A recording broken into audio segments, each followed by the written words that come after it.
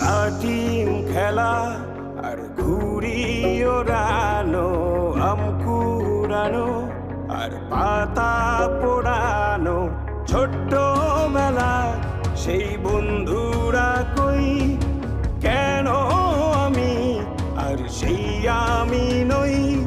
আজ অনেক বছর পরে খুঁজে ফিরি,